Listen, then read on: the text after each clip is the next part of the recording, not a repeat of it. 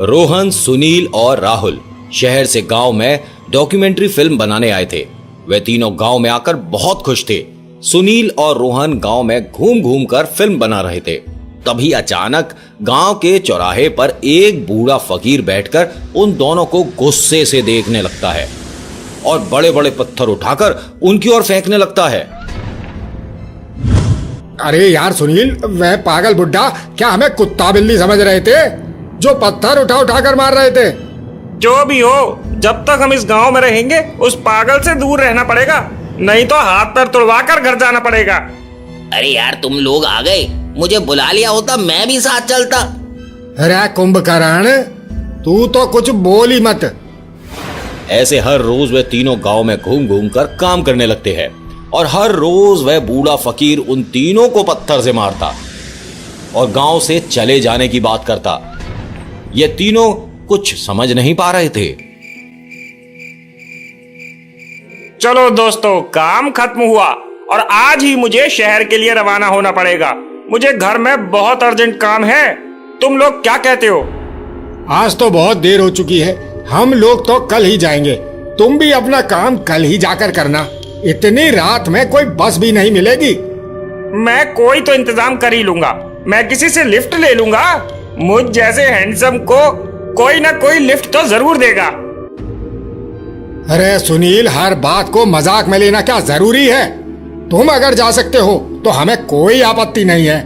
उसके बाद सुनील अपने दोनों दोस्तों को अलविदा कहकर अपना सामान लेकर बस स्टैंड की तरफ चला गया। बस स्टैंड में जाकर सुनील देखता है वह बूढ़ा फकीर वहां बैठा हुआ है। अरे बाप रे, फिर से वह पागल बुड्ढा। लगता है मुझे ये अधमरा करके ही छोड़ेगा। वह बुड्ढा सुनील को देखते ही उसके पीछे दौड़ने लगता है और उसे अपने दोस्तों के पास लौट जाने को कहने लगता है। नास्तीटे, लौट जा, तेरे सिर पर मौत मंडरा रही है। भाग जा यहाँ से, जल्दी भाग जा। सुनील पागल बुड्ढे के डर से जंगल की तरफ भागने लगता है। तभी वह देखता है वहां पर यात्रियों की लाइन लगी है। सभी अपना लगेज लेकर बस का इंतजार कर रहे हैं। अरे वाह, यहाँ तो बस के लिए लोग लाइन लगाकर खड़े हुए। मैं भी इन लोगों के पीछे खड़ा हो जाता हूँ। अरे भैया, बस कितनी देर में आएगी? भैया, बस कितनी देर में आएगी? सुनील किसी के पास से कोई भी जवाब नहीं पाता। तभी वहां पर एक बस आ जाती है। सुनील जल्दी जल्दी में बस में चढ़ जाता है, लेकिन वहां जो यात्री खड़े हुए थे, सुनील के बस में चढ़ते ही वह लोग गायब हो जाते हैं। अरे मैया रे, ये क्या माजरा है? सब कहाँ गायब हो गए? सुनील बस में उठकर देखता है पूरा बस खाली है। सिर्फ एक लड़की बस के पीछे वाली सीट में बैठी है। अरे वाह, एक लड़की! पूरा बस खाली है। आज तो मजा ही आ गया। सुनील लड़की के पास जाकर बैठता है। थोड़ी देर में अचानक लड़की एक चुड़ैल में बदल जाती है और सुनील को मारने जाती है। क्या हुआ सुनील? मैं बहुत समय से तुम्हारा इंतजार कर रही थी। तुम जैसे छिछोरे शहरी लड़के के लिए मैं यहाँ भटक रही हूँ। कितने दिनों से मैं तुम्हारा यहाँ इंतजार कर रही हूँ। अरे मैया रे, कमबख्त चुड़ैल आ गई रे, बचाओ, कोई तो मुझे बचाओ। सुनील चिल्लाता रहता है, लेकिन कोई भी उसका आवाज सुन नहीं पाता। चुड़ैल बड़ी बेरहमी से उसका कत्ल कर देती है और एक बेशर्म इंसान दुनिया से विदा हुआ। राहुल और रोहन दूसरे दिन बस स्टॉप पर बस का इंतजार कर रहे थे। तभी उन दोनों के पीछे पागल बुड्ढा खड़ा होकर चिल्लाने लगता है। मारा गया, तुम लोगों का दोस्त मारा गया। उसने मेरी एक भी बात नहीं मानी और अपनी जान से हाथ धो बैठा। तभी राहुल और रोहन डर जाते हैं और डर के मारे बस में उठने की जगह गांव की तरह दौड़ने लगते हैं।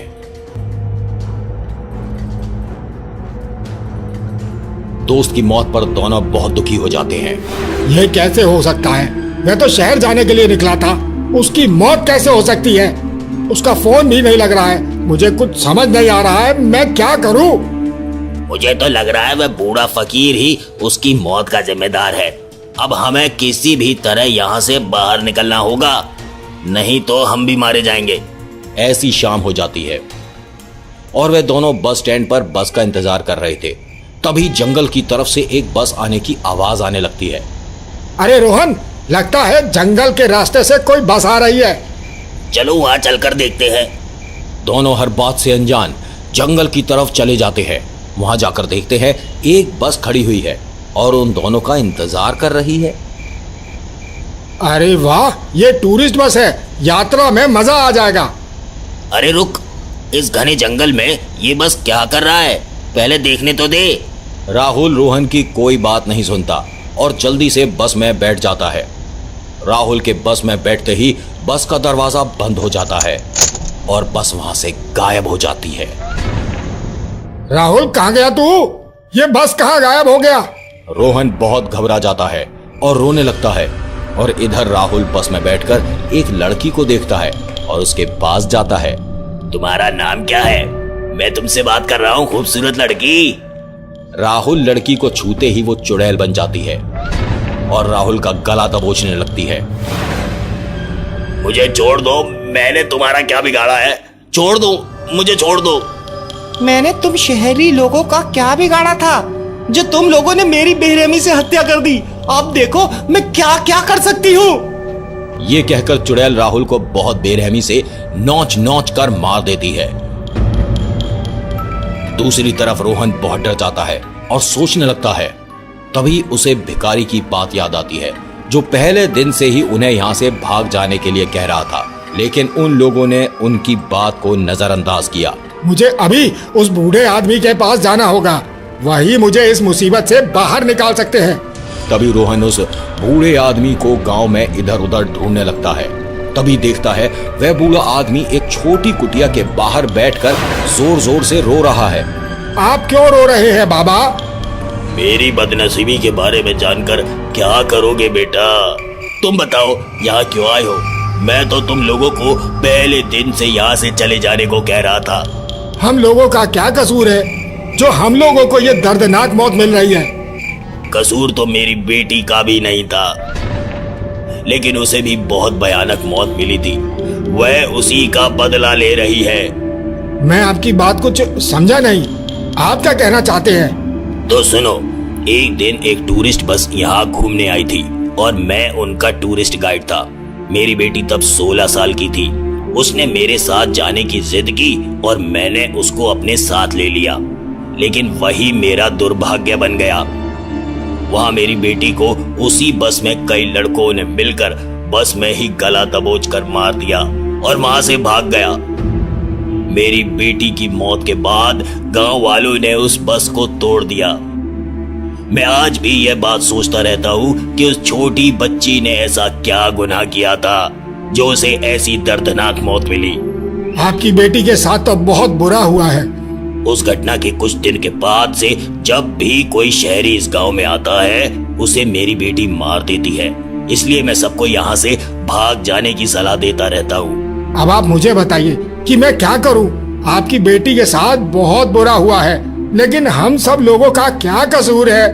रोहन उस बूढ़े इंसान से मिन्नतें करने लगता है। क्या ऐसा ही आपकी बेटी बेकसूर लोगों की जान लेती रहेगी? आपको इसका कोई हल बताना ही होगा। देखो बेटा, इस समस्या का हल क्या है ये मैं भी नहीं जानता। अगर हम उस बस को ही खत्म कर दें तो शायद कुछ हो सकता है। अभी वो बस कहाँ मिलेगी? गांव के बाहर एक कबाड़ी की दुकान है, वहीं पर बस रखी हुई है। चलो काका, हमें अभी वहाँ जाना होगा। बूढ़ा और रोहन जल्दी जल्दी उस बस के पास जाते हैं। वहां पहुंचकर दोनों उस बस को जलाने के लिए पेट्रोल छिड़कने लगते हैं। तभी वहां पर वह चुड़ैल आ जाती है। क्यों रे गधे, तू मुझे खत्म करने चला है? तेरी इतनी हिम्मत?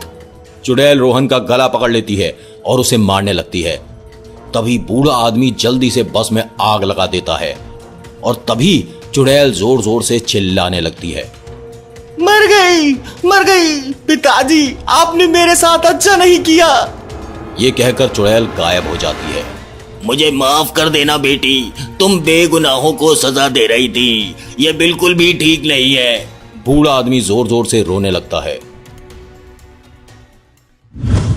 दोस्तों, आज की कहानी आपको कैसी लगी कमेंट करके बताइए और ऐसे ही मजेदार कहानियों के लिए हमारे चैनल को सब्सक्राइब करें।